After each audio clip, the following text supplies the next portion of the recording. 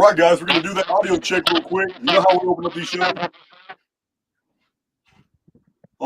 Joe, we have some feedback coming from your end. An echo. Okay. Is it better now? Yes. Perfect. Okay, I stuffed it in the glove box as a stand. I'll take it out. All right. Let's see. Sounds good. Thank you, Jahar Lee. Thank you, moderators. I see Rusty Woodpecker and Dr. Corey Stern in there. Jamie Robbins, Perceiver, how you doing? You guys know I like to really get started once we got 1,000 people in the chat, so we'll make a little bit of small talk right now. Just so you know, I'm drinking out of the new Archaics cup. That's right. There it is. That's Flammarion. You see that little dude looking outside the sim? He's trying to see what's on the other side. And of course, you know my slogan, break free or die trying. We're taking hundreds of these to the meetup in San Diego here in a little while. I'll probably be giving a bunch of these free away too. These are the new auto decals. Put them on your laptop, put them on your truck. Every single car around me, I don't even know these people. I'm slapping stickers on them. I'm just going through the parking lot. One of these days, somebody's going to get up and hit me in the mouth. But until then, they're going to wear an arcade sticker. So, we're climbing. We're climbing. So, Big Jon was sitting with me at the table one morning, and I was just doing my thing, and he was doing his, and he likes to go through all these old books in my library, and he finds really unique pictures. And you guys know you've seen thousands of pictures that this man has taken from these books, and we have a lot more to go through. But one morning he was just scrolling through TikTok videos, and this guy shows up, and I'm listening to it, trying to mind my business, doing my own thing on my computer, but it's I'm listening to this guy, and I had to stop what I'm doing. I said, Jon, man, who is this? So he showed it to me. He said, man, this guy right here kind of went viral on TikTok, and some other people, he's been on some podcasts. I'm like, wow, man, who is he? He said, well, his name's Joe Munroe. I seen somebody did a podcast with you in the past, Joe, and they misspelled your last name. So I hope you appreciate that we took the time to spell it right. Yeah, I appreciate it, man. Everyone misspells it. So where are you from? Where exactly in the UK are you? Well, at the moment, I'm from Bournemouth, or Poole Hospital. I was born, which is the south west coast, kind of in the middle of the south coast in England. But the last week, I've just moved up to the northeast, the complete opposite end of the country, to be a bit closer to my family and to take advantage of some cheaper property prices. So we're literally just in the middle of setting up the new tattoo studio. And I've got I see it. The building work's still going on back there. We've got Lee the builder putting in the new shower and toilet and everything. We had the council out this morning to register us, and we're hopefully going to open tomorrow morning, 10 o'clock, and start tattooing people in the new shop. Hey, man, listen, you can record some of that. Maybe have an Archaics video going in the background. You tattooing somebody, y'all listening to the videos. I turn that into an ad and make you go viral all over again. Sounds good, man. Hey, tattoos were my thing for a long time. I used to make my own guns. I used to make my own. Okay. I used to make my own motors. Yeah, I had to make my own ink. I'm out the joint. My entire body, from my neck down, my entire body's tattooed except for my butt cheeks. You don't let nobody in prison tattoo your butt. Yeah. Far out, man. A friend of mine. I got my whole body done, all the way around. But it's definitely an art. It's not one. There's not a lot of room for error. Have you had any more work done since coming out? No, I haven't had a needle touch me in the 7 years I've been out. But what I did do is about 4 years before I got out, I was on Eastham. It's the famous prison for Bonnie and Clyde. When I was on Eastham, it took about 10 months, but I had my entire body retouched up to redarken everything. But I did that right before I got out of prison. That sounds cool, man. What's the deal? You got to be careful in there not to get in trouble. If you get caught doing the tattoo work, they kick off, or what's the deal in jail? Yeah, you know what? That's only true for minimum security and minimum medium. But I did most of my time on maximum security. They live by different rules. Most of the officers are just trying to earn a paycheck. They're not trying to get in people's way. Most of the guys on maximum security are never getting out, or by the time they're going to be released, they're going to be so old it doesn't matter. So they pretty much do time the way they want to. The officers leave them alone, and they leave the officers alone. Okay. So it's a different world. Maximum security is not like the Hollywood version of prisons you see where everything's tightly controlled. It's not like that at all. Hell, I got caught 4 different times with cell phones. I mean, everything that's in the free world is also available in prison. If you're willing to pay for it, they will bring it to you. Okay, nice. So I was very impressed with the information that was coming out of your mouth, and it's because I'm a longtime student of studying people, and it's not necessarily the information that I'm hearing, but it's how it's conveyed. You can listen to somebody and you can pay attention to the syntax. How people construct thoughts tells you a lot about their personality. You can very quickly ascertain if somebody believes what they're saying. It's a part of their construct. It's a part of the dynamic of the personality that makes them them. And it's very unique. And yours really stood out to me. That's why I had Big Jon hunt you down, try to find your email and contact information. And he did it too. Within 24 hours, he had located you, found out where you were at, and was already in contact with you. I think that was maybe 3 weeks ago, something like that.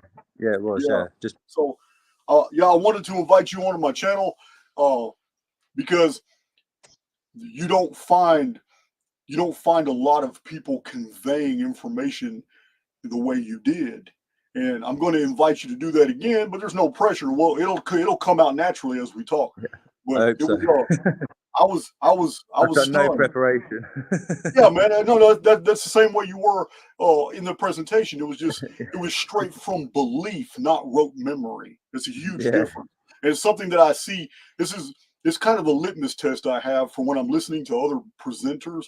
And there's a lot of falsity out there. There's a lot of people inventing things only because they can't create content. They're not researchers, and you can't fault them for that. But they want to be in the spotlight, so they turn around and they get real creative. And creative license is what I've been finding with almost the majority of a lot of people who claim to have unique experiences. And some of them are real, but a lot of it is all false. So when I'm listening to you break down the construct and in basically scientific terms, in wavelengths, I was like, wow, this is amazing to hear this. I mean, especially in relation to, like, as a simulationist, I'm all about showing simulation theory from the historical perspective. This is why I focus on chronology. I don't care about the science, but the science is catching up very quick. They've been talking about it for 50 years, but hell, just recently we had a major news item come across all the mainstream media networks where scientists are now concluding that, you know what, we might be in a simulation. So, I mean, this hit world news yesterday. I find that really interesting. So, what exactly is your background? I know you're in the United Kingdom, but it's a educational background. Do you have a higher learning, or are you just like me, somebody who is self-educated? Have you been tattooing all your life, or have you had other occupations? I started tattooing at 17 years old as a hobby, and then, well, I think probably 16 years old as a hobby, and then at 17 managed to get myself in a tattoo shop, and then I left school and started work the day after leaving school on a building site, doing groundwork and construction. And then that was sort of a short, sharp shock. I didn't enjoy that, being on £4.10 an hour on emergency tax, having to wake up at 5 a.m. to go and hurt myself on a building site. So it didn't take too long, so probably about 8 months to a year, before I turned my hobby into a vocation. But to be honest, the people that had first got what I thought was an apprenticeship with were cowboys. So I'm pretty much self-taught, to be honest. I mean, I've had I've met a lot of artists and got tattooed off a lot of artists over the years, and I've learned things off a lot of different people, but mostly self-taught.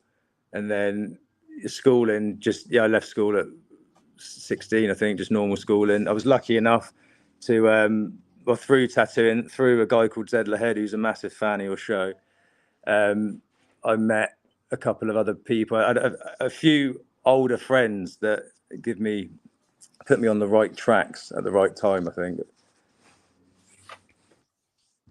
So that's good. That's good. Hey guys, I'll just let y'all know. Any donations coming across today, I'm about to PayPal it to this dude.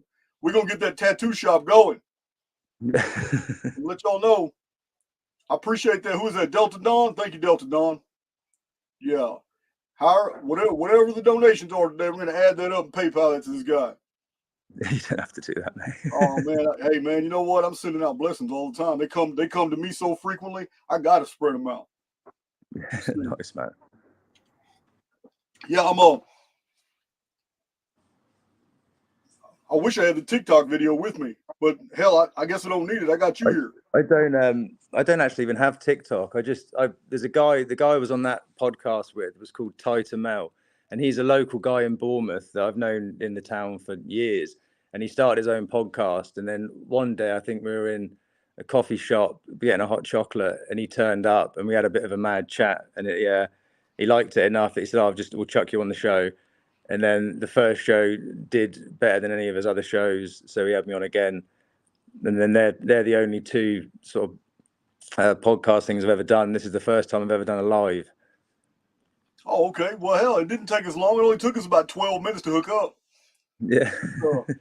Yeah, guys, he tried to hook on with a MacBook first, and for some reason the camera wasn't syncing with the StreamYard app, but the phone's working just fine. Yeah, I hope it looks all right from wherever you are. I can't even. The screen's really small. It's sort of in the top quarter of the phone screen. So we can see you crystal clear, though. Magic. It's good you're by the shave, though. Man, shaving comes and goes. Sometimes I do it, sometimes I don't, man. Yeah. Yeah, I don't even know. It just deals. So, okay. I've got company here from the UK right now, near the Manchester area. She has her own YouTube channel and social media. She's here right now visiting Dawn and I. I've got more company from Wales. You've probably heard of Martin Leakey. He's been hanging around. Oh yeah, I've watched Martin's videos. Yeah. So here in about 2 or 3 days, I'll be flying autodidactic in here from Australia. He's in the United States right now in Florida, but I think he's going to be in St. Louis in a couple days. And from St. Louis, I'm gonna fly him here. No, we're all going to California together in a caravan. We're all going over halfway across the country in a caravan of vehicles going to San Diego. Oh, nice. I lived in a van for 9 years. Oh, have you seen my van? No, man. Wow, I got a huge black van with all wood interior. Looks like a hotel. Got a futon in the bag, and yeah, it's pretty nice. It used to be my contractor van when I was doing back-breaking work. As I was trying to build archaics, I was doing stonescapes. I was building koi ponds, and I was flagstoning driveways and swimming pools. That was my contractor van, but I've had it revamped. It's a beautiful van now. Did you go out in a regular? Yeah. I bet it's good in the States getting out in a van. You got a lot of road. Yeah, you already know. We got roads. We got endless roads around here. So, what exactly put you on to the idea that we have such a structured reality? What put you onto the idea that reality could be something other than we're taught in school? I'm really curious about that. When did this idea present itself to you? When did you absorb it, process it? How did it develop?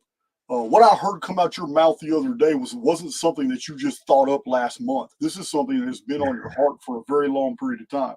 So I'm just curious, man, what was developmental in your basically your thesis of reality? A mixture of things, all at the right time. I think. I think the tattooing was a major thing. I refer to tattooing as holographic reprogramming.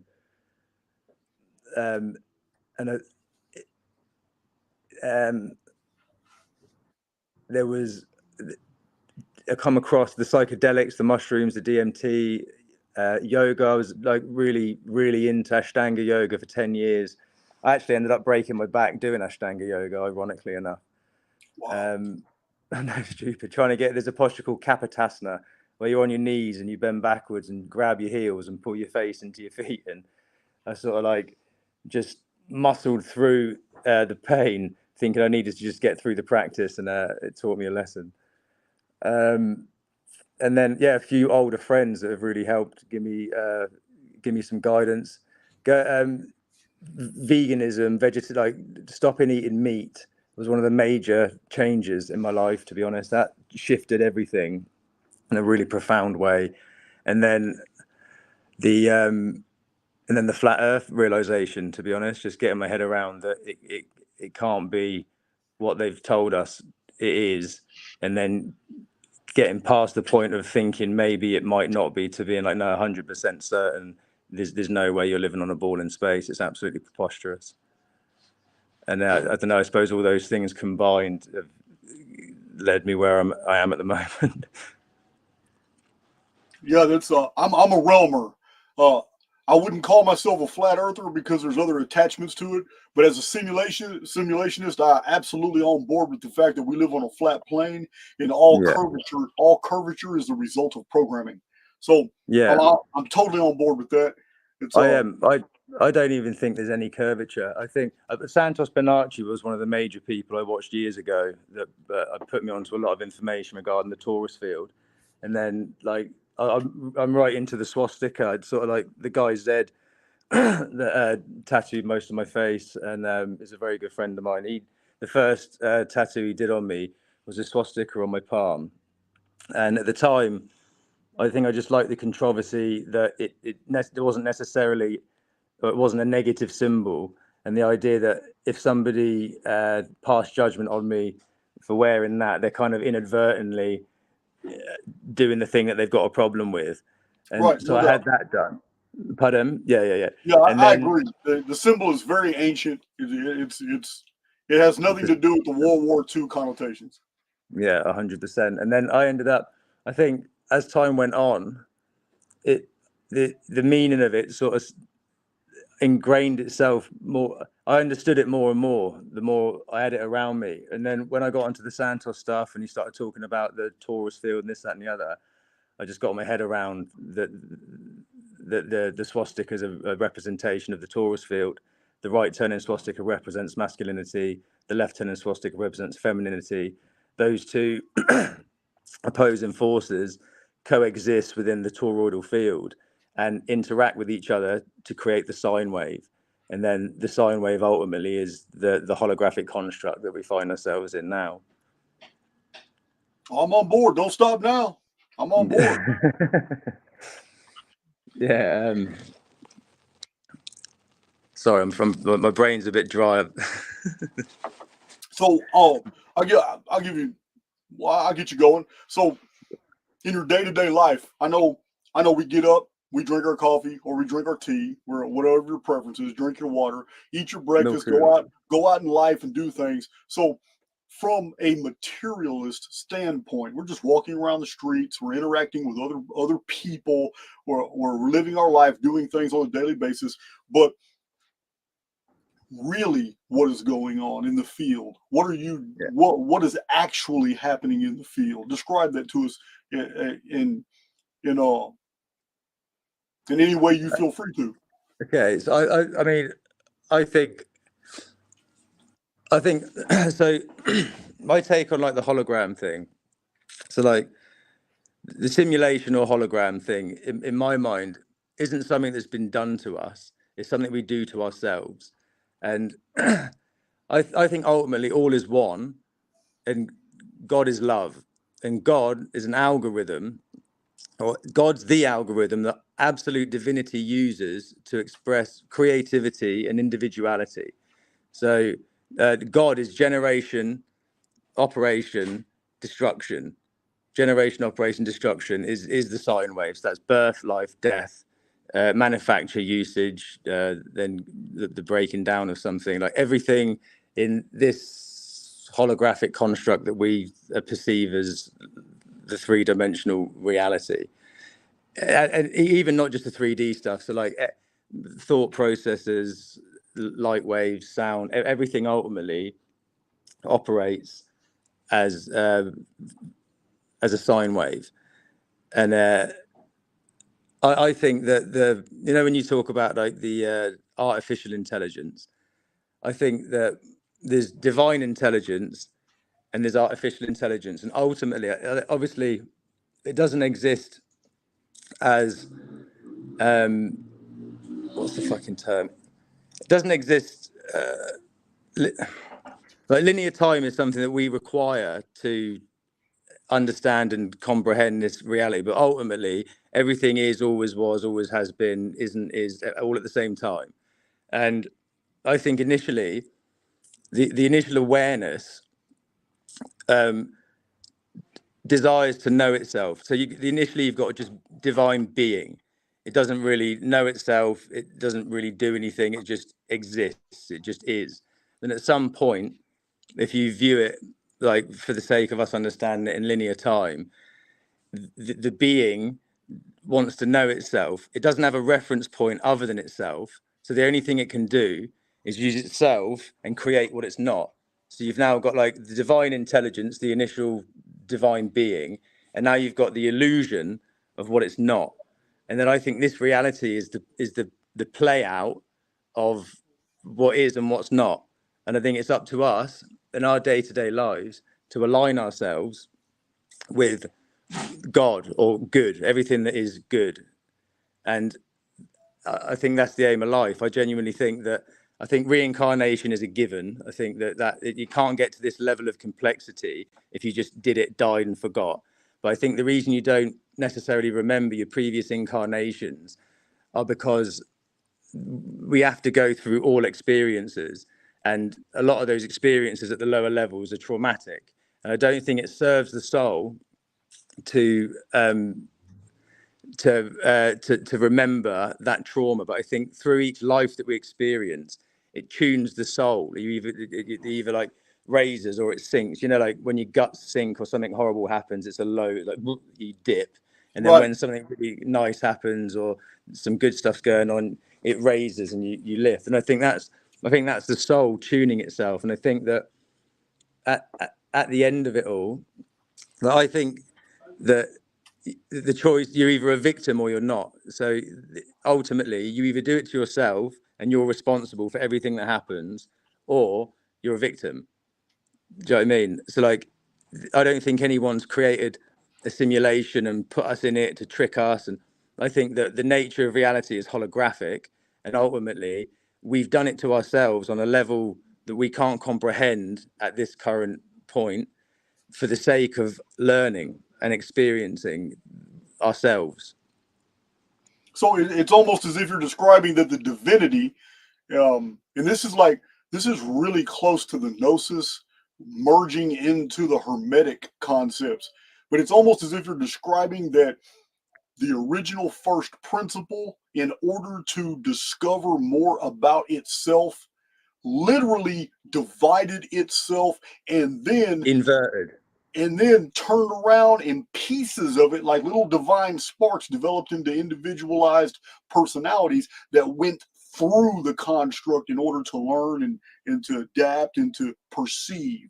And this is a very ancient concept, but it's literally very close to what you're describing.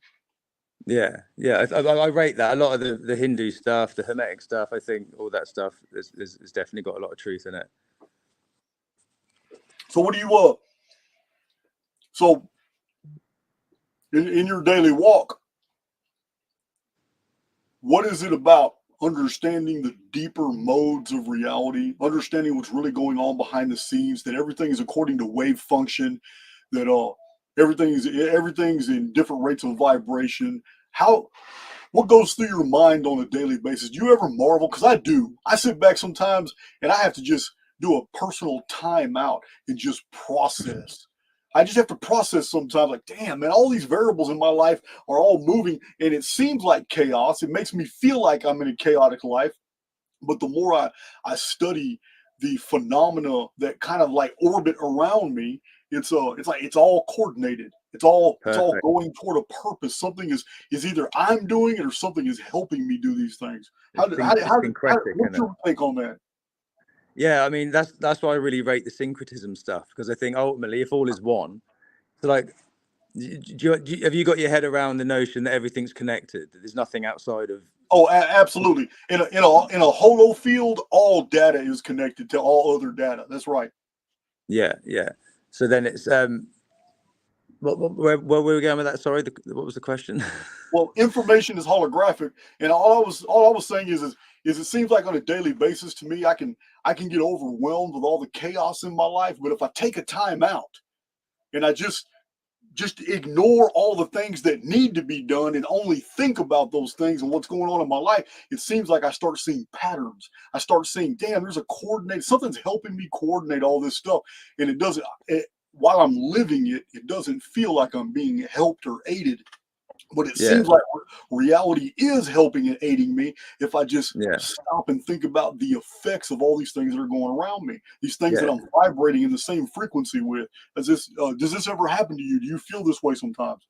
yeah. 100%. I live by I suppose by a fucking a motto again. My friend of mine Zed put me on to that's what must is. So I just think if you get your head around that it's all connected, ultimately it's all you. So it's not it's all you, but it's not all you because it's all me, it's all you, it's all them, it's all of us make the whole thing, but the whole thing is one. So like it's on some level saying that it's all you could seem arrogant, but you're a piece of the divine. You are all of it on some level, but at this current point, you're a piece of it. But the notion and understanding that all is one, you you, you can't really play victim. So when things get overwhelming, I always just tell myself what must is. Like the reality is what it is. It has to go the way it has to go. And if there's something happening right now that I might seem a bit fucking overwhelming or too much or not as I want it, ultimately the rest of me or the divine or whatever it is that the conglomeration of the rest of us, the collective awareness or the divine awareness, ultimately knows what it's doing more than I do. And you've just got to, I think that everything goes the way it has to go. And I think that basic understanding, no matter whatever comes at you, if you just what must is, I don't know. I think the reality just unfolds itself beautifully, really. And I think you just got to be kind, decent, and I think the aim of the game ultimately, like I said earlier, is to align yourself with all that is good. Be decent, be kind, but then also don't let people take the piss out of you. I think the reality is trying to tune us in to. I think this is like a training ground. So I think the Earth is the heart realm, and I think the heart realm is the halfway point in the manifestation of the light spectrum, the human. And I think that you go through all the dark, twisted, weird experiences that it needs to do, even as much as like an earthworm and the strange, damp, rough textures and directions and angles and things that it experiences, and then the spiders and the way they the intelligence is like feeling out texture, sound, frequency, movement, angles, and then it just keeps doing it round and round and round and round until it builds some sort of charge. And I think the more charge it builds, the more it can then the more complex a vehicle it can inhabit.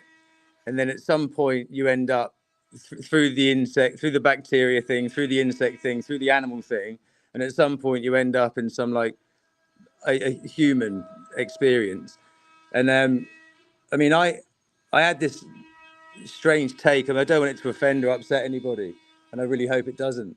But I thought, obviously, if everything is everything and everything's got a purpose, there has to be some sort of reasoning and justification for everything that goes on, as dark and fucking fucked up as some of the things are. And I Mhm. just wonder, like some of the people that are severely disabled that require other humans to help them get through their lives and stuff could very well be the transference of awareness from one like animal realm into human realm, and then you go through however many multiple lives like this until you have enough capacitance to then exist alone on your own. And then even when you get to that level, the level of ignorance is so heavy that you still do multiple more lives until you start to function, and you might find yourself in different parts of the realm where there's like environmental dangers, or you get born into a really heavy situation. And I think it makes sense to me that it sorts itself out. I think because ultimately, if it's all one, you are the rich, greedy banker. You are the poor child that was born in a war-torn country. Like, you are everything that happens. And I think at some point throughout the reincarnation cycle, you find yourself in a situation where the traumas in your life aren't so severe that you would necessarily want to forget them. And I think at that point, you can start to question, like, what am I? Who am I? Where am I? How am I? Where am I? And then from that introspection, I think that the divine, or the higher self, or the collective awareness, or the Akashic records, or whatever it is, whatever term you use for that, starts to like trickle information into you, and it will test you. And I think it tests us in a really, really fine ways that we don't even realize. That you might say something to somebody, like lend an opinion about something, and then a couple of days later, it will feed you a situation that you don't realize has anything to do with that thing that you said, to see how you act. And if your actions correlate with the thing you said, then okay, you pass the test and it progresses. Whereas if you contradict yourself too much to the detriment of somebody else, then it will feed you the lesson again, but in a more drastic way. And then I think it keeps doing this until you tune and change your behavior. And I think ultimately, by the time you die, I think you come face to face with yourself, and you judge yourself. You know if you were good or if you were bad. And people say that good and bad is subjective, but there's levels of subjectivity to it. But ultimately, if you're doing wrong, and if you're trying to be decent. You made a really good point about you made several good points, but one that stands out to me is that life is measured by the decisions we make. It's you just painted a really interesting picture to me of what I call the oversoul, actually, in the position of teacher, sitting there providing experiences that further you along the lessons that the spirit needs in the order for its development. You said that very succinctly. I agree with it. I agree with it 100%. That what you speak, words are very magical. They carry vibration. They when you say something, it echoes through the entire holography. And there is no distance in space and time. So what one highly individualized soul emits is reverberated through the entire whatever construct creation instantaneously, because information is holographic. It's everywhere, existing at the exact same time. And every little small piece contains the whole, or a template of the whole. It's just like the model that we were presented with the cell. I don't know if it's true or not. I don't know if we're made of cells. I don't even know if atoms exist. But according to the model, all the information in a single cell contains the template for the entire body of whatever that cell builds up. They call it, you already know, they call it DNA. I don't know if that model's true or not, but this is what we're told. Yeah. So on the same thing, to me, that sounds like DNA is coding, and coding is just purely holographic. So I agree with you that we are often tested. It's just the way you said it as well, that as soon as we say something affirmatively and we're basically asserting a fact, I agree, reality will put it to the test. If it's a fact, then it's going to put you into situations to make you see exactly how you react, or how you say you're going to react. And it's going to, I mean, you just really hit on a scriptural, a real powerful scripture. And that is, by your words you are justified, and by your words you are condemned. So I think I like the idea as well that actions speak louder than words. So you can talk a good game, but if you don't behave if your actions don't correlate with what you've said, that creates a disparity in the reality, and then the hologram breaks down, the waveform breaks down, and you end up at somewhere you don't want to be. Oh, Do you know what I I'm agree. saying? So like you can talk this, that, and the other. So like if you think killing's wrong and you shouldn't do that, then you can't justify eating meat. Do you know what I mean? Or there's like, and it's as much as you like.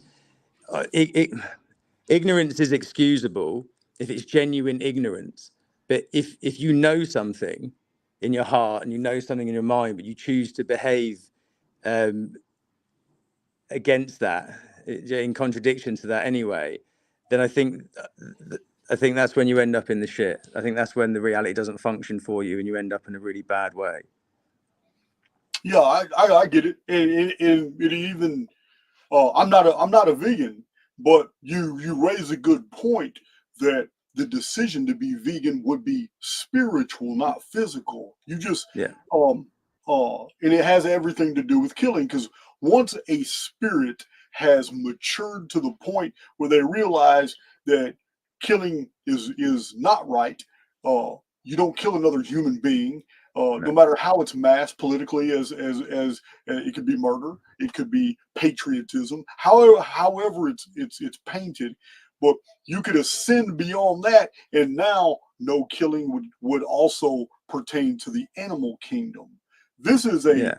this is the result of a spiritual ascension, and yeah, we're not all there, but I do agree with you that veganism could definitely be interpreted as a spiritual decision and have nothing to do with physicality. I get it. I think it's one of that was the most profound shift I've ever had spiritually. I think I don't think I know was going vegan, just stopping all animal-based products, because everything's obviously, because it's holographic, it's frequency and vibration, and the animal's carcass is like, it's supposed to be in the ground. It's supposed to be 6 feet under. It's a low vibration. It's a low frequency. And I think when you get your head around the notion, or your heart around the notion, that you don't want to be chased down, killed, so somebody else can eat your body parts, then you can't justify it doing it to anything else. And when I say to anyone else, and somebody else, and somebody is someone with a body. So a cow is somebody. Do you know what I mean? It has sense organs, it has emotional depth. The animals are on a level with us to an extent. Yeah, they are self-aware. They're self-aware to a degree. I agree with that. 100%. Anyone But that's had a dog knows that. yeah, well, I got dogs. I got 5 of them. Yeah, lovely. Yeah. One of them thinks he's human. But Does it? oh yeah, man. Yeah, man. So what do you so what's your take on, like, just phenomena in general? This like, I'll give you an example. I've got videos. A lot of my videos aren't really well known, because I got 300 and 400 videos ago. When I first started putting videos out on YouTube, some of those videos don't even have 10,000 views. And like, any video I put out now gets 25 to 35,000 views.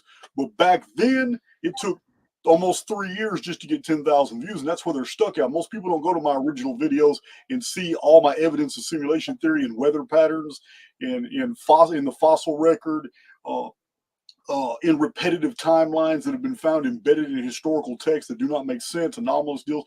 What do you think? How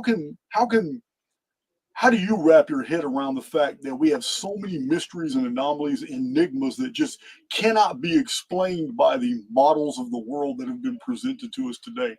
It's with everything being a construct. Well, with your take on the wavelength, the idea that everything is in sine waves and waves. Well, what is this? How does this translate to you when you come into contact with these mysteries? How did these mysteries come about, or are they even mysteries, or just models of perception? I think that the artificial intelligence, the nature of it is to confuse. And I think for the divine intelligence to tune itself in to being genuinely self-aware, if it was easy, it wouldn't be genuine. So I think that a lot of the things that come about, I think are just like, it's the test.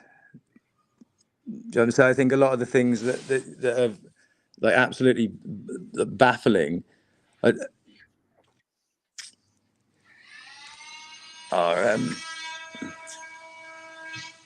Yeah, sorry, I'm struggling to piece my thoughts together. That's all right. That's all right. You did a real good breakdown on that guy's channel on the video I saw. I wish I had that video clip here. I don't have it. But do you remember everything you were saying on that video? Yeah, I know it all by heart. Oh man, hey, you could give it to us raw and uncut right here. What bit do you want? I'm just gonna try and move away from the building work. Sorry, just. Oh. Well, in the in the in the video clip I saw, you were talking about basically what it meant to be human, and then you took off from there. Okay. So what was he was asking me something about?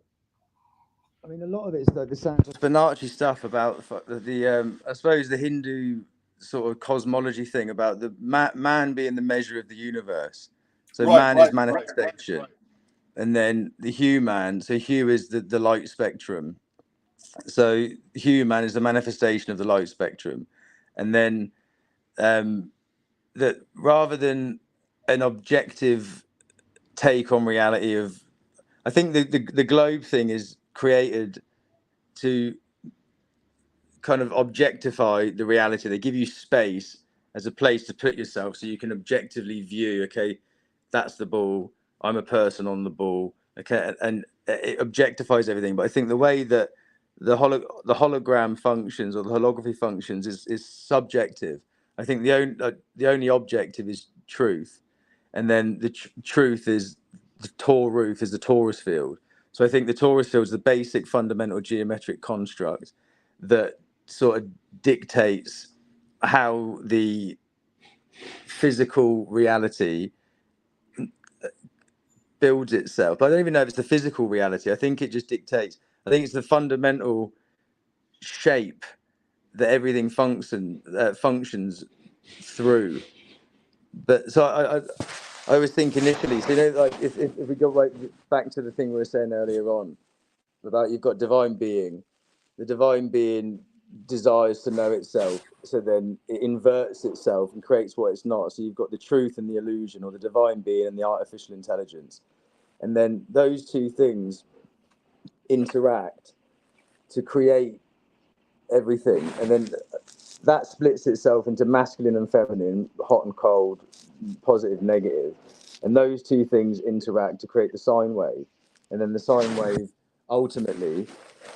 I don't think that I don't think that the particles. I don't think there are any particles personally. I don't think there's any, like, obviously for our perceived reality, you've got little bits of dust, little bits of rock, and everything else. But I think all of those things are the play of different frequencies coming into contact with each other, and then giving like a feedback to make us perceive that there was the dust there. Do you know what I mean? That the dust is some energy at some frequency. My hand is a mixture of different frequencies that do what they do, and then when you come into contact with it, those frequencies interact that give you some feedback to say that that's there. I don't necessarily, I like the whole particle wave thing. I'm not really down with it. I think ultimately everything's a waveform. Okay, that's I agree. I agree with the waveform deals. I've never seen a particle. I've never seen electrons, atoms. I've never seen any of these things. Just like I've never seen men walking on the moon. I've seen a Hollywood production of some guys in some suits bouncing underwater, but I've never seen men on the moon. I've seen a golf cart wrapped in aluminum foil, but I've never seen a golf cart on the moon. It's laughable, isn't it? What's your so when you said you're not with the flat Earth stuff, out of interest, why is that? Because a flat Earth still relies on the idea that the Earth is tangible, that this is a real experience, that it's physical. I don't believe that. I believe that by virtue of the central nervous system, that we're living in a simulated environment. It is entirely holographic. Do you not think that something holographic could still be real? Well, I mean, it's real according to our senses, and what I mean is you and I can enter a virtual reality game, and our virtual reality avatars in that virtual reality environment will seem very real to one another, but we're personalities on the outside of that context actually interacting via the false virtual reality. And I believe 100% that we live on a flat plane. It's a realm, and it's a realm that could ever expand. The more humans add contour and depth to it by agreeing that the perimeters of our world are a certain way, we can expand it. I believe it's an endless flat plane, but that's what every computer programmer needs, a flat plane to begin building a construct on top of. But flat Earth is a problem for me in the physical, but from a holographic perspective, flat Earth it's easy to absorb. I got it. It's not a problem.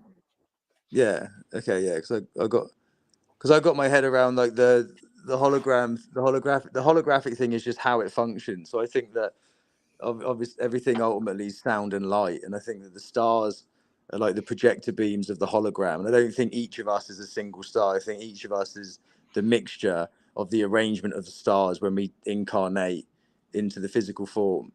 But the obviously the Earth itself clearly isn't flat because you've got hills and you've got craters and cliffs and things. So obviously the Earth goes up and down, the waves go up and down. Everything ultimately is a waveform. But like you said, it exists, I think, as a bandwidth. Do you know what I mean? And the term band is wide. It goes horizontally outward. Well, that's a really good description, because if you were to take the habitable zone, we can call it the bandwidth. You know that from the highest elevations that humans can survive to the deepest depths of the Marianas Trench is less than 12 miles. So Yeah, and that's crazy, isn't it? It's only 12 miles. So if you were to take that's your bandwidth, and then just go out in every direction. That's all. That's the whole human perceived experience is in that bandwidth right there.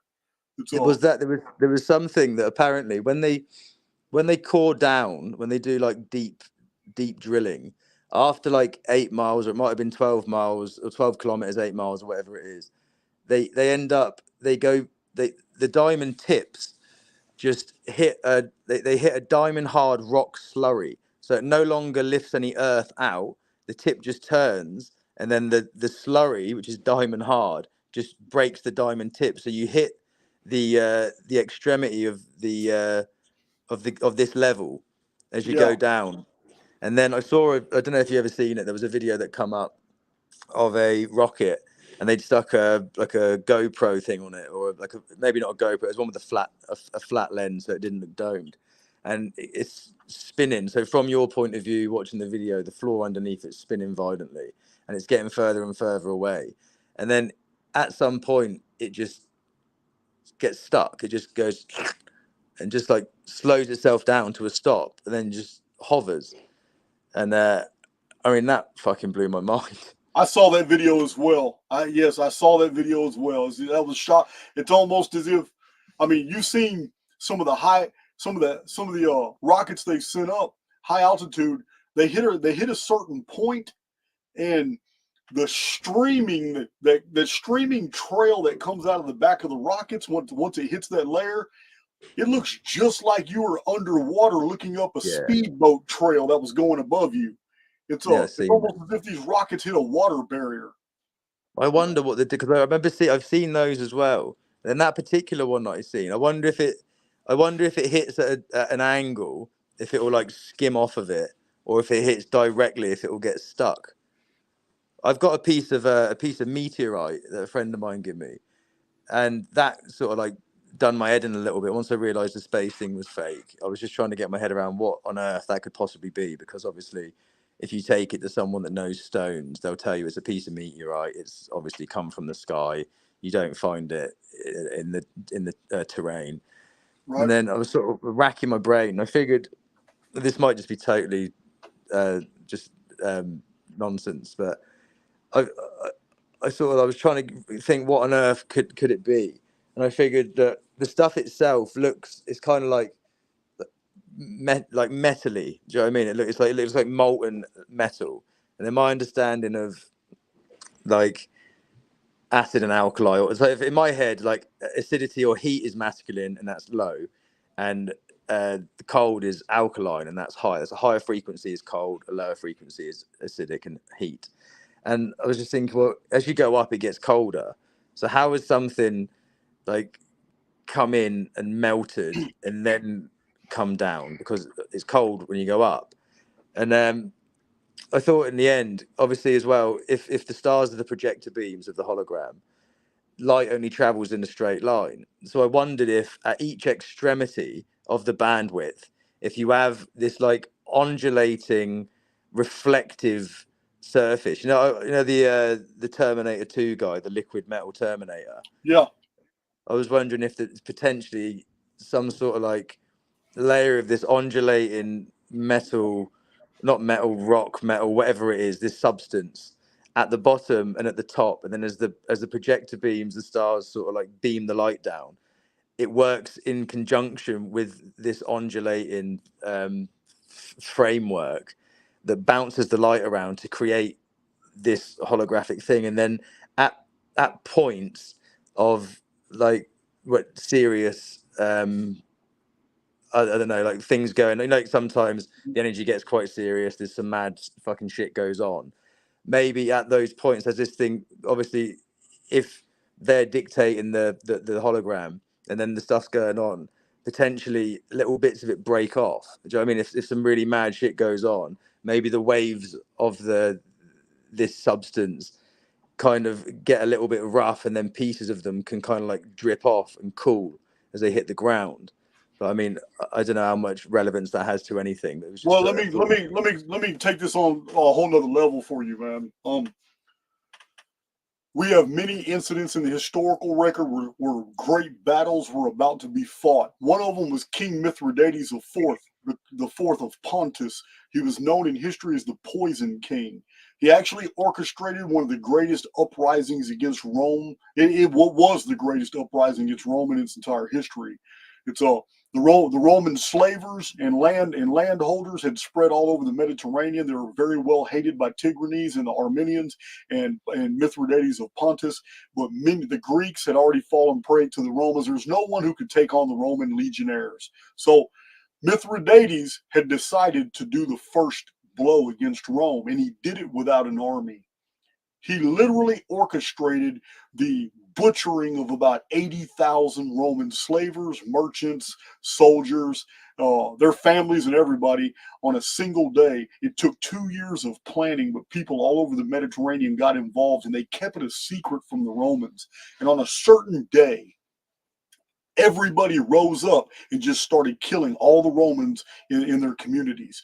And this was a huge slaughter around 81 BC. And the Senate declared that King Mithridates of Pontus was to blame. And they set legions out against him. And he had a series of battles, and he was highly successful, not because he defeated the Romans, but because he kept living through each encounter, and he was breaking the Romans down.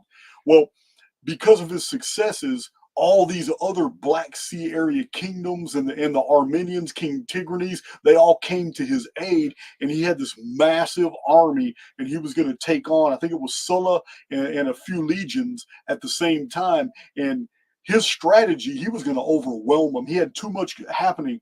And then right as the two armies were about to meet, about 10 o'clock, 11 o'clock in the morning, before high noon, a rock falls out the sky. A meteorite impacts the middle of the battlefield, perfectly equidistant between both shield walls, blows up a big old explosion. And it was determined by both the Romans and the Armenians and the kingdoms of Pontus that this was not a good day to fight. That was an omen from God. But it's not an isolated incident. The Chinese also have records of great battles that were about to be fought, and then all of a sudden this thing falls out of the sky, hits the battlefield, and they take it as an omen. The same thing happened in the month of May in 583 BC.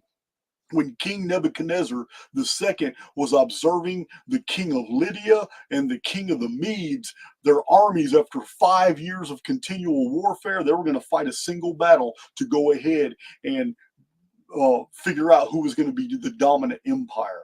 And they clashed on the field. They were about to clash on the field of battle when all of a sudden the sun went dark, and it wasn't the moon. And it was an event that was predicted by Thales of Miletus. And these incidents have happened over and over where physical evidence from the sky has fallen at strategic times that it betrays coincidence. There's something else going on. And you said projectors. Well, this in my very first 2 or 3 videos on YouTube, I explained the phenomenon that happens when the phoenix appears in the sky. All the variable stars, which are red, and they're called variable stars. They're anomalies in astronomy, but they're called variable stars because inexplicably these stars change their magnitudes on a daily basis. They'll flicker from first, second, third, fourth magnitude. It's very anomalous because other fixed stars in the skies aren't doing that. So we can't say that that has anything to do with distance or detritus that's flowing through space or whatever their theories are. To me, those red variable stars are just like you said. They are projectors, but they're not just light projectors. They're also creating what we perceive to be physical phenomena. Yeah, that's very interesting, man. That's crazy about the battles. It kind of correlates with the theory. Well, it's not only the battles, bro. We have insect storms. Let me explain. I have a video called Insect Storms from a Simulated Sky.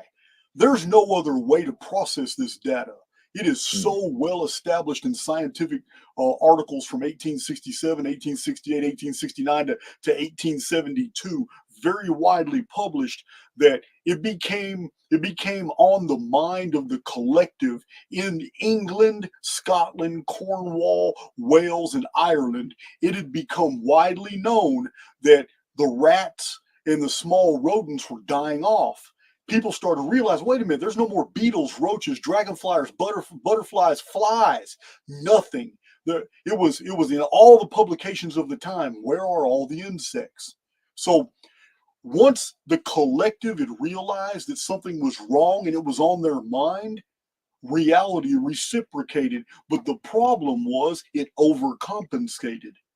One morning, people woke up in rivers of insects. Each river was falling from a blue sky.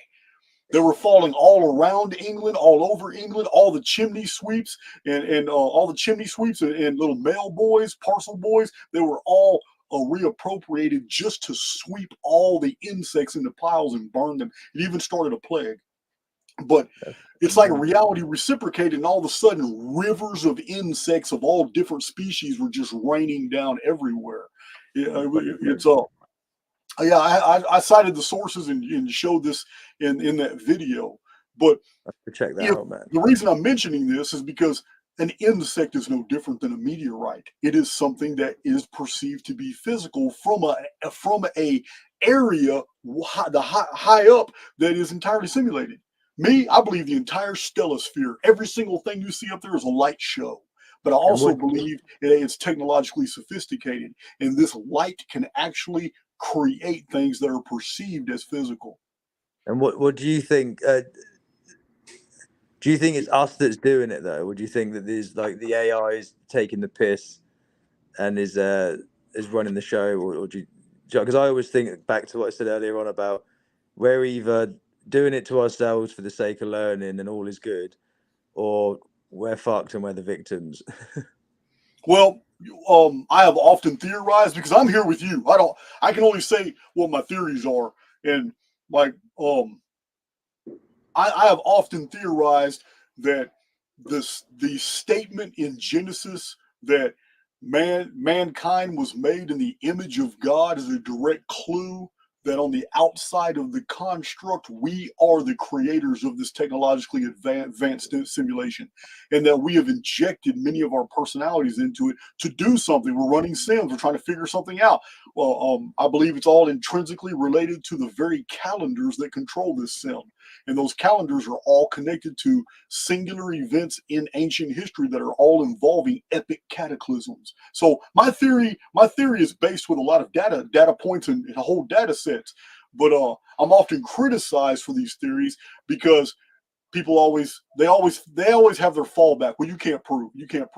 And I have to reply to them, well, you know what? Evolution is still a theory. You know what I mean? It's still entirely theoretical. that there was even ice ages. Even the scientific community can't even agree right now in the published scientific materials that we have available to us today. There are over 60 different theories about how an ice age could even happen, because they're not happening today. And yeah, it's almost impossible to even get moisture to the Arctic extremities.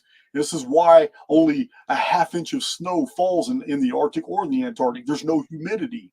So how did 2 mile high ice caps that were formed from packed snowfall even appear? I mean, I mean, I understand, because I understand vapor canopy techniques, and I've read all the scientific books from the 20s, the 40s, the 50s, and the 70s that were talking about the vapor canopy that's not even acknowledged today. But yeah, the sky is absolutely simulated. But I believe that on the outside, I believe you and I and everybody listening to my voice, we're just personalities injected into a construct of our own provenance. We manufactured this. Does it take away from the existence of God? Absolutely not. I believe on the outside of the construct, we have a deeper relationship with the oversoul than we do in here. And that's why on the inside of the construct, when it comes to deeply spiritual things, we have to perceive these things in metaphor and allegory. We have to perceive these things in similes and parables, because there's no way inside of an artificial reality that we can ever even get close to something as tangible and real as the Godhead. Have you ever have you smoked the DMT or took the magic mushrooms? I have never done anything to alter my mind but drink a little bourbon from time to time. Yeah. But I just get a buzz and I stop. I have I will be the first to admit, by virtue of long imprisonment, I have to stay mentally stable. I have to stay on par, because some prison experiences are traumatic. I've been in riots. I've been in race riots. I've had people chase me with knives. I have chased somebody with a knife. I can't do any mind altering substances for the same reason soldiers don't like the 4th of July. They don't like all the explosions and all that.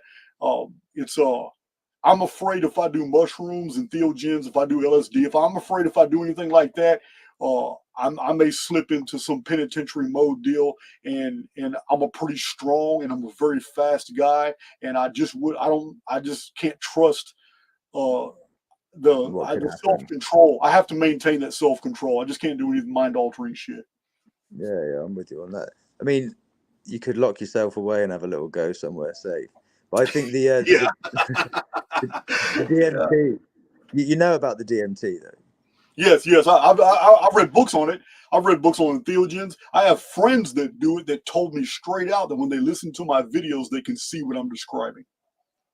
Yeah. There's I mean, it's quite profound what goes on. I think it kind of does lift the veil a little bit, and you experience a very bizarre but repeatable thing. So every time you go in, it does that thing, and it's very the like a heavy mushroom trip. I mean, psilocybin, the dimethyltryptamine is like a naturally occurring compound that's found in the brain, and when you look at the little molecular picture of it and you put it next to the little picture of the psilocybin, they're pretty much identical, but the dimethyltryptamine isn't orally ingestible because you've got a specific enzyme in your gut that breaks it down called monoamine oxidase, and the psilocybin seems to be a pretty much identical mirror of the DMT, but with an extra little bit that allows it to be orally ingested. And I think they've got something to do with what I think it's got something to do with that potentially of how we transfer. Because I mean, what's your take on when you die? What, like if we're in this simulation, do you think we get unplugged and then you exist then on the other side of the simulation, or do you think the whole? Because I don't sort of believe in like an objective. There's a simulation. Here's outside the simulation. I think the whole thing operates holographically because that's just the nature of light and sound, and that there's obviously different bandwidths and levels to it, and I think they correlate somewhat with the chakra systems in the body. That's why I think that the current level we're at is the heart, is the earth. That's green. The heart chakra's green. The vegetation's green. The throat chakra's blue. You look up at a blue sky. And I got it in my mind that if you adhere to being a decent person and learn the lessons the reality or the hologram's trying to teach you, that there's the potential to exist beyond the human realm. And then my mind then goes into, okay, like practically, how does it do that then? Because if you've never experienced anything other than human, how could you, after you die, expect to be able to operate on a level beyond human? And I think the psychedelics are kind of a mechanism by which you can transfer your awareness from the normal operating system of human into something that you could never even imagine, and have like a rational tether as to how it happened. Do you know what I mean? Like if you just got hit with that experience, you'd just short circuit and you'd be reborn human. But I feel like if you can build up a framework with the psychedelic experience, there's potentially a chance of moving your awareness from the human incarnation to whatever it is we do next. I can see that. Claim it is. Yeah, I mean, that's a real mature way of looking at it, because the only experience that you can base any judgments off is the one that you're having now. I get that. I tend to let my imagination pretty much go beyond what the data can show. So let me run this by you, because this is your model reprocessed through my brain. You ready to hear this? Yeah, let's go. So all these different experiences and different plateaus of understanding, these different realities that you're flowing through. I mean, imagine a interdimensional cosmic pyramid with the Godhead at the very top. And every level going all the way up toward this Godhead is another sim. It's a whole nother simulated reality. Each one is different. Each one is completely different than the one you just departed. But there's all kinds of ingresses and egresses between these layers of sims, and you don't always ascend. By virtue of the decisions you made, conduct you participated in, devolving in some sims, you would take an egress right back down to a lower rate of vibration in a whole different reality that has its own physical laws. It has its own bylaws. It has its own laws of governance and its own perceivable reality. It even has its own version of the Godhead. Right now, you and I are on the same level. But this symbol of the pyramid goes far deeper than just a stack of bricks that was made in Egypt. This symbol of the pyramid and the all-seeing eye, which has been hijacked by occultists into meanings that were not the original conveyances, it has a lot more connotations to the idea of God and the realities beneath this Godhead. This symbol of the eye in the pyramid goes to Phoenician trinkets. Phoenicians were ancient Israelites. It says the Old Testament just never said. The Old Testament calls them Israelites, but the historical record, all the monuments, all the traditions, all the cuneiform, everything that's been found just called them Phoenicians. And even the Phoenicians were subdivided between many other subfamilies, and they had other names.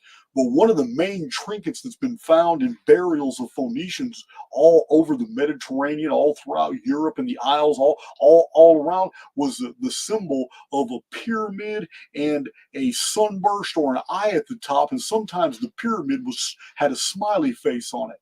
And this concept was very old, that humans were basically evolving as spiritual beings, moving forward, and with each life sim getting closer and closer and closer and closer to the Godhead.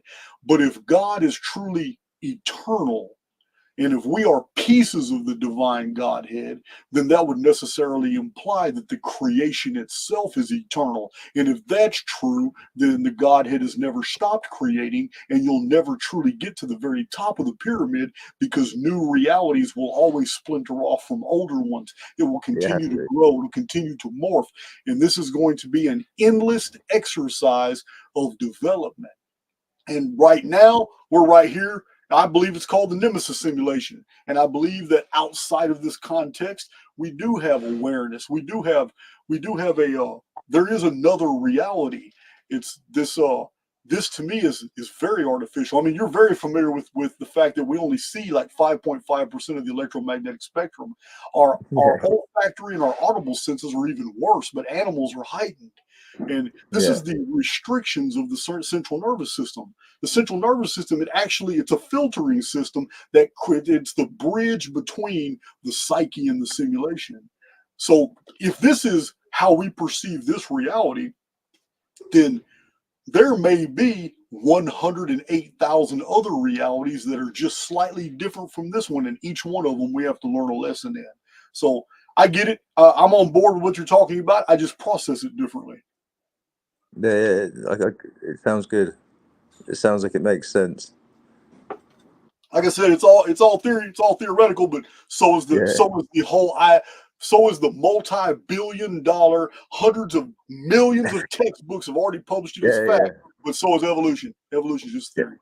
I can't go with the physical evolution stuff at all. I get the soul evolution and moving through different avatars and things, but I think the notion that the monkey avatars grew into the human avatars is just totally retarded personally. Yeah, totally stupid. Yeah, it's real stupid.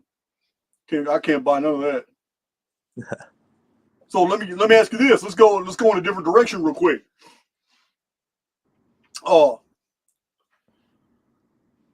So for me, once you understand this is a construct and you understand that it obeys by certain principles and that you can tap into those principles, you can actually borrow power that is not your own. On my own channel, I'm always saying that we can draw from ourselves more than we contain. I said, so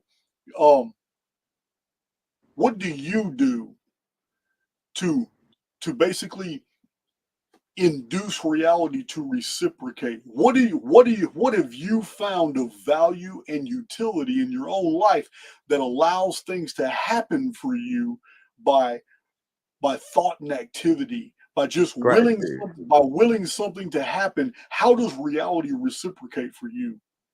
I think gratitude is the only thing that you can really practice. Man, you said a mouthful there. Yeah. I think that's it. I mean, I've got to the point even with prayer where I feel like prayer is somewhat an insult to God, because by praying you're already presupposing that it doesn't know, and then it isn't already doing it. And I think ultimately all you can do is just be grateful to be alive and grateful to have the experience. And I think that the more you are grateful and the more that you are kind, the more the reality functions in your favor. And I think it's just that. I genuinely just think be decent and be thankful, and I think that's my answer. So basically, your answer absolutely comports with your concept of reality. Let me explain. Gratitude, being thankful, you're basically emitting an energy. You're emitting a waveform.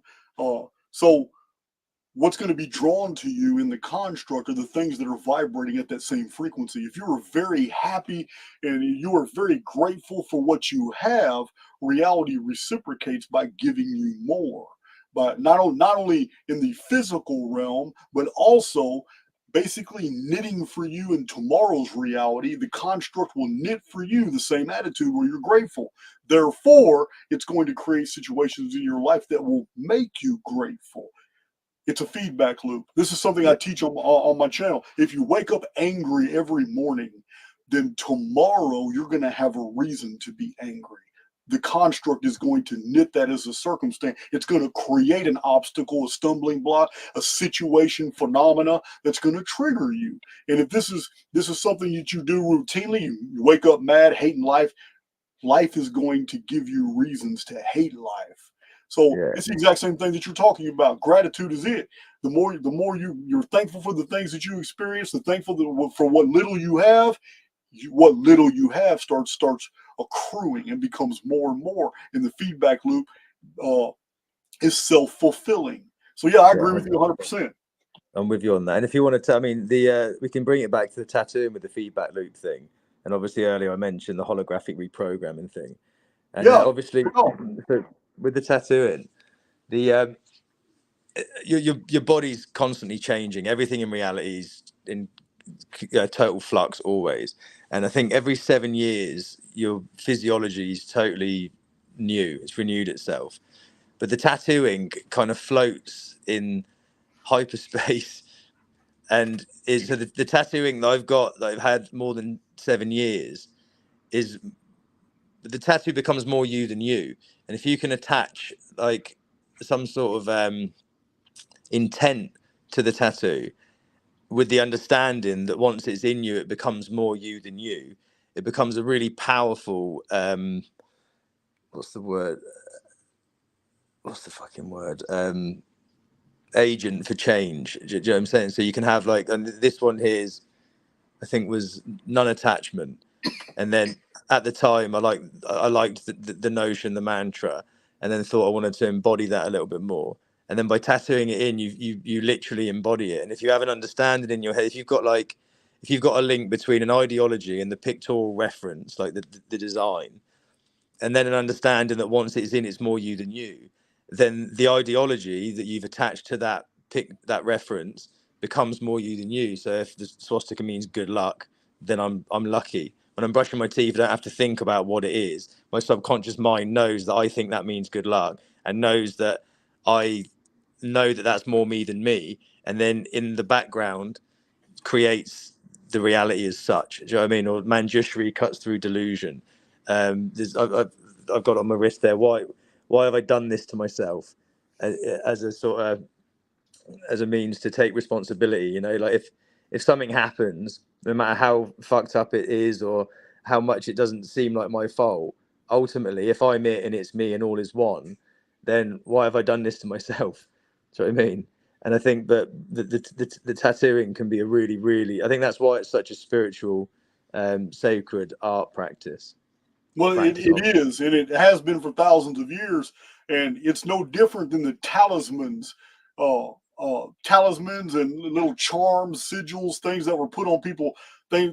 People imbued ideas, concepts, and power. Like one would be a talisman of protection, and it's a medallion that some guy had done a ritual over, and he had spoken into existence. Maybe he had passed it through the fire 7 times, and in his mind, that's what empowered it from the oversoul. And he put it on the girl he loved and told her straight up, as long as you wear this, you'll be all right, because this is the talisman of protection. It's been through the proper rituals. Well, she would take that on. There's an informed field that is attached to that item now, no different than the informed field that is imbued within the tattoo that's put on somebody's body. You're absolutely right. Almost every cell in the body is replicated in a 7-year period of time. So the tattoos people have are actually older than the body that they inhabit. Yeah, that's a very good observation. I had never thought about that before, but you're right. I have tattoos that go back 25 years. You're right. That's crazy. Yeah, it's cool. I really like that about it. I think that's really cool. Yeah, it is. That's pretty interesting. I like that idea. So, do you think you'll ever get more tattoo work, Jason, or are you done now? I really don't have anything left but my butt cheeks. I'm not gonna put anything on my face or on my hands. I'm just not gonna do it. I'm capped out at the wrists. I'm capped out at the wrists and at the neckline, and then I go all the way down. I even have them on the top of my feet, but around my ankles, I have cuffs at my ankles. So would you not do the butt cheeks now? You're not in jail. I don't know. If Dawn decided to pick up a tattoo gun and if she was any good, I might. Is that your missus yet? Yeah, I don't know, man. I just don't feel the hell. I probably don't have any time, man. I'm busy. I'm busy. Yeah. If I'm not reading, I'm writing, posting, talking to people. I'm just a busy guy, man. I'm a busy guy. Yeah. So, where's this tattoo shop? Your new shop? The new one's in South Shields, which is in South Tyneside, near the city of Newcastle, up in the northeast of England, just below Scotland. Oh, okay. All right. Well, I mean, big change, to be honest. Yeah. Well, if you got any links, website or something for the tattoo shop or anything else you do, man, you got to send it to me in email so I can put it in the description box. You know, put it. I appreciate that, man. Put it on the bottom of this video, man. And if you ever want to take the time and sit down, because I understand it's a different dynamic when you're live. But when you just focus, zone in on what you want to do, whenever you want to do like a 20 or a 30-minute video, just breaking down all kinds of things, man, according, to your understanding and stuff, let me know when you want to do that, and I will put it on my channel. I won't even be in that video. I'll just put your video up on my channel, man, and give you some play. Appreciate that, man. The live things definitely, I think the nerves get you a little bit. And then I've seen, before I went on the YouTube and seen how many people were looking in, I sort of like, it makes the brain freeze up and you end up double checking yourself. But I've just, at the back of the tattoo shop here, the guy's building us a toilet and a shower, and around the back of it, I'm going to set up like a little YouTube. I'm going to get a desktop computer with a camera and start doing some more like concise content, because I've got a YouTube channel on here. It's just Joe Munroe, and it's just been like vlogs and different things. I kind of stayed away from doing a lot of the true stuff in fear of the how it would be received. And then after the couple of podcasts, I've had a lot of people ask me for different bits of information and stuff. So I mean, in the next month, hopefully I'll get that little studio set up, and then I'll ask people what take they want on certain things. And the nicest thing is, like, when you stutter or the brain can't quite catch up, you can kind of crop that out, and then it makes for easier viewing. Yeah, I get it. But provide me your YouTube link. I'll put it in the description box too. And thanks very much, man. And an email, send me your PayPal or Cash App or whatever you got, because all this money got donated. You finna get that. Why do they donate money? Oh, people donate money every video. Today? Yeah. That's really good of them. It's an awesome community. I mean, people just show their appreciation. So they take turns. It's not always the same people. But yeah, man. That's great. Just get you some ink and get ready to get some work done. Cheers, man. I fucking appreciate that sound. Yeah, man. Well, I'm going to go ahead and close out this video, man. This is a good little talk. And I look forward to the future when you put together a little, 15, 20, 25, 30-minute presentation. Because without hesitation, I'll put a real good thumbnail with it, introduce you to the community, and hope it goes viral, man. I'll just put it on my channel. But this video here, within about, 30 hours, you'll see 20,000 views. There'll be 20,000 views on the video. Yeah. No, that's good. That's crazy, man. I really appreciate you having me on, man. I appreciate the opportunity to speak to you. I'm sorry if the information didn't flow as naturally as I would have liked it to. Oh no, it's all good. It's all good, man. I might even find it. I might ask Big Jon where that video is, and I might put that up as a short, because that was a really good video. Send you them. I can send you the full things if you want them. Oh yeah, if you can send that, I can break that into a couple shorts, man. So I can get it. You can get a lot of traction, man. There's no doubt, man. You got a lot of positive stuff to say. That's what I'm about. I seen bro Sanchez, man, did a drive by. I appreciate that, bro. He's got a real big channel too, man. I think I've seen some of his stuff in the past as well. Yeah, he and I've been working together lately. He's always trying to ask me those deep questions, trying to trip me up. Yeah. Yeah, man. But hey, guys, this is Joe Munroe. I'm going to check out today. I got a lot to do. For those of you who missed it, Santos Bonacci, he's been on fire lately. Well, he got a strike. They took down one of his videos. You can go to RKX TV, though. You can go check it out, because I got the whole thing. So Santos is a legend. Yeah, I mean, big respect to Santos, man. Yeah, he's trying to be. He's the OG, man. He is the OG. The OG in the truth community. For sure. Yeah, those of you who are on RKX TV, you can go check out that new video, man. I got it before YouTube smashed it. So we're gonna go ahead and check out. You're gonna see some more Joe Munroe in the future, and here in about 5-10 minutes, the links will be in the description box. You can go check out his channel, check out his tattoo shop, whatever his websites are, and all that.